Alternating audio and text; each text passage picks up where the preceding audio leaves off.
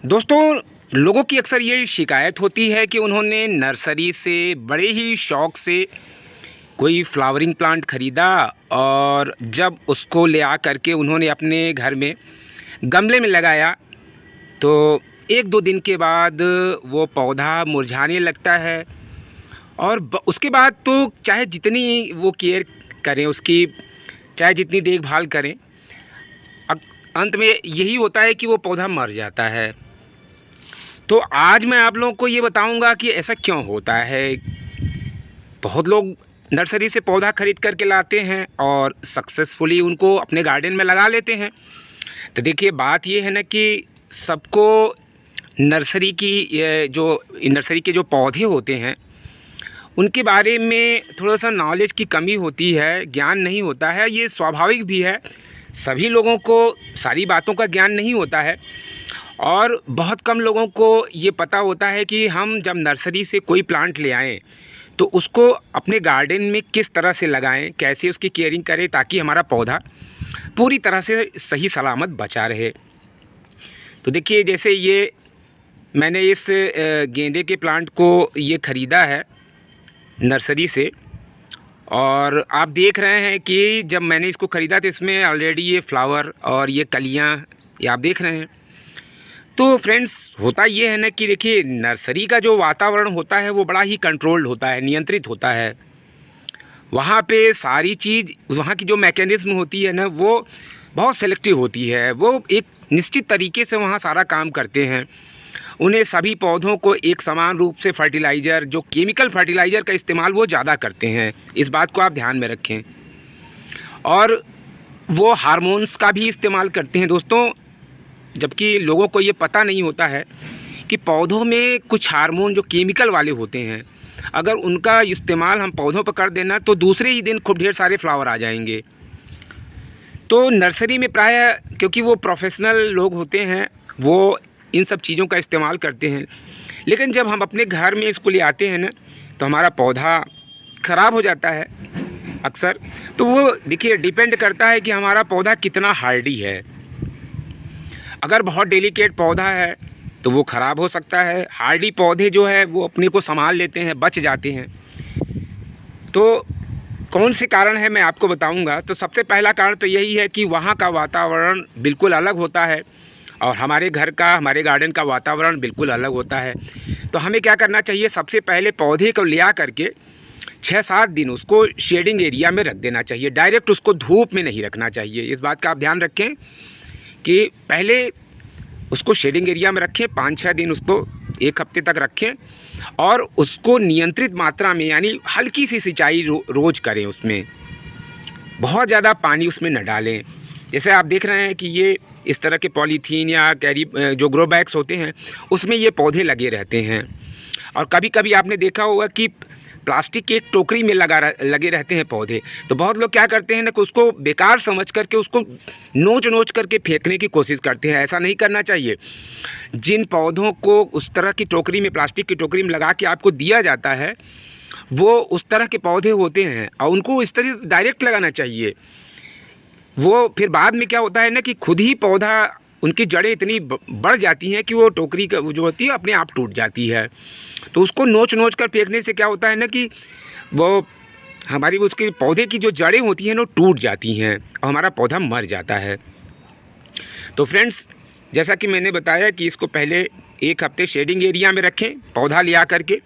उसके बाद हमें चॉइस करना चाहिए कि किस तरह के गमले में लगाना है। देखिए, हमारा पौधा अगर बहुत छोटा है ना, तो हमारा गमला भी बहुत छोटा होना चाहिए और पौधा बड़ा है तो वो गमला भी बड़ा होना चाहिए।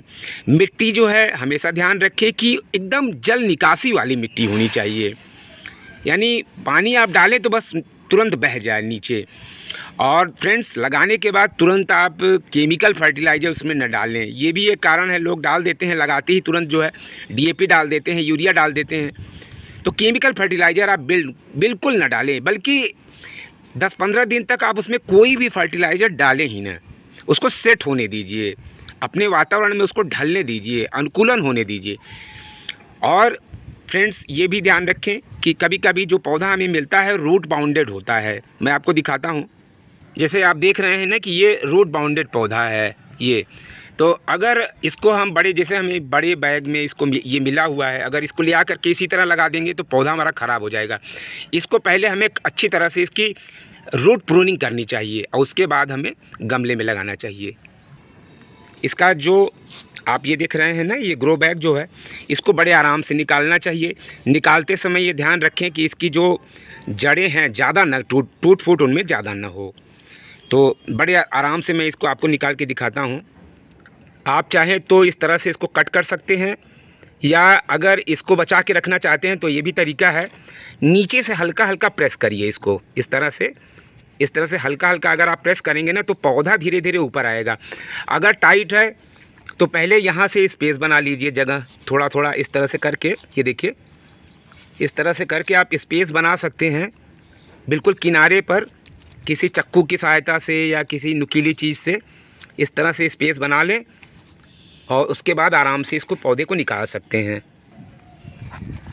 इस तरह से आहिस्ता आहिस्ता प्रेस करते हुए बड़े आराम से इसको निकालना चाहिए। देखिए इस तरह से निकालेंगे ना तो हमारी जो पौधे की जड़ें हैं वो उसमें कम से कम नुकसान होगा। थोड़ी बहुत जड़ें कट जाए कोई हर्ज नहीं है, इसमें कोई प्रॉब्लम नहीं है, लेकिन बहुत ज़्यादा जड़ें नहीं टूटनी चाहिए। तो देखिए आप पूरा ये निकल गया और हमारा ये छोटा सा ये ग्रो बैग भी बिल्कुल बच गया है। अब इसमें मैं कोई कटिंग वगैरह लगा सकता हूँ इस तरह से। तो फ्रेंड्स, आपने देखा कि कैसे इस पौधे को निकालना जाना चाहिए, और इसके बाद जिस गमले में हम लगाएं उसके साइज़ का भी ध्यान रखें। पौधा छोटा है तो छोटे गमले में लगाएं, यानी आहिस्ता आहिस्ता जैसे जैसे पौधा हमारा बड़ा होता जाए ना वैसे वैसे गमले की साइज़ भी आप बढ़ाते जाएं। गमला आपका, जैसे ये देखिए ये गमला है तो इसमें नीचे एक होल ज़रूर कर दें। अगर होल नहीं रहेगा ना तो वाटर लॉगिंग हो जाएगा, हमारा पौधा जो है धीरे धीरे सड़ने लगेगा। तो हमारा ये गमला जैसे तैयार है। अब मिट्टी की बात करें तो आप देख रहे हैं ये मिट्टी बिल्कुल ये गार्डन सॉइल है और इसमें अभी मैंने कुछ भी नहीं मिलाया हुआ है, तो एकदम भुरभुरी मिट्टी है। ये देखिए बिल्कुल इस तरह से। नर्सरी की जो मिट्टी होती है ना थोड़ा दोमट होती है, यानी चिकनी मिट्टी होती है। तो ये भी ध्यान रखें कि नर्सरी से जो मिट्टी पौधा ले आएँ उसमें जो मिट्टी लगी हुई है उसको आपको बहुत ज़्यादा हटाना नहीं है। थोड़ा सा जड़ को इस तरह से, जैसे ये आप देख रहे हैं ना, थोड़ा सा जड़ को फैला दें, बस हल्की सी मिट्टी हटा करके इस तरह से,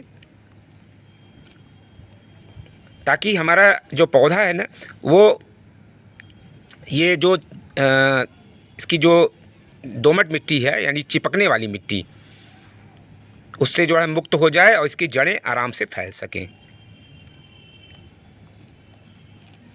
ये देखिए थोड़ी सी मैंने मिट्टी हटा दिया, ये इस तरह से।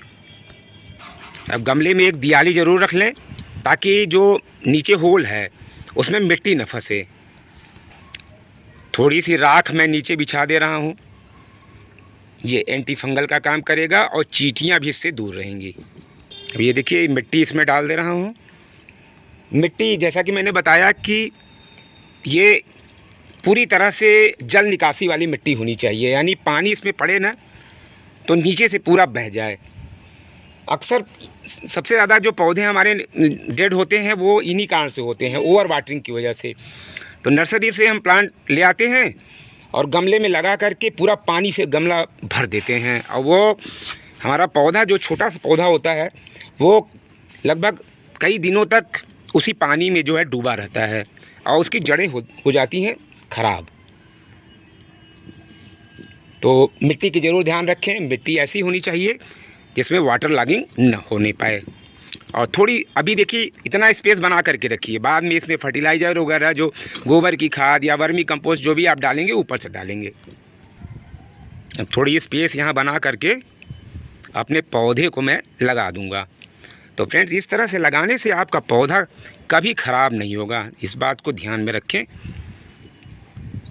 ये देखिए थोड़ी सी मिट्टी, बहुत ज़्यादा ऊपर तक मिट्टी भी नहीं चढ़ानी है, यानी पौधे की जो नीचे की स्टेम है ना वो हवा में होनी चाहिए, उसको आप मिट्टी में ना दबाएं, वरना क्या होता है ना कि वो जो स्टेम होती है नीचे से सड़ने लगती है।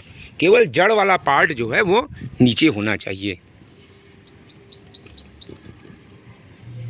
इस तरह से ये हमने पौधा लगा दिया है। अब इसमें हल्की सी वाटरिंग करेंगे, बहुत ज़्यादा पानी इसमें नहीं डालेंगे। पौधा धीरे धीरे सेट होना चाहिए।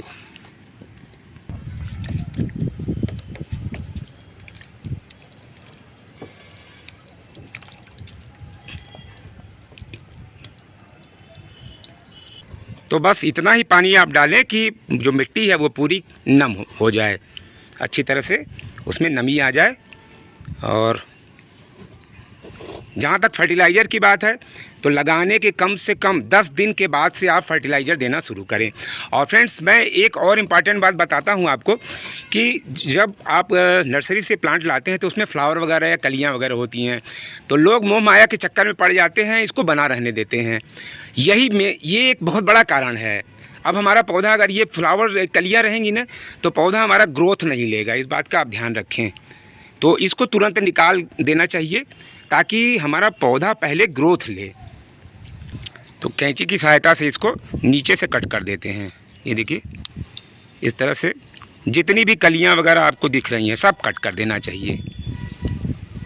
अब हमारा पौधा ना सिर्फ ग्रोथ लेगा। इसको मौसम के अनुसार से, अगर गर्मी का महीना हो तो आप इसको शेडिंग में रखें और ठंड का महीना हो तो धूप में रखें। कुछ पौधे लगाने के बाद अगर आपने जैसे फ्लावर की कटिंग किया है ना तो कोई एंटी फंगल ऊपर से ज़रूर लगा दें, क्योंकि कुछ पौधे जैसे गुलाब वगैरह होते हैं ना उसमें ऊपर से भी फंगस बहुत तेज़ी से लगता है, तो इस बात का ध्यान रखें।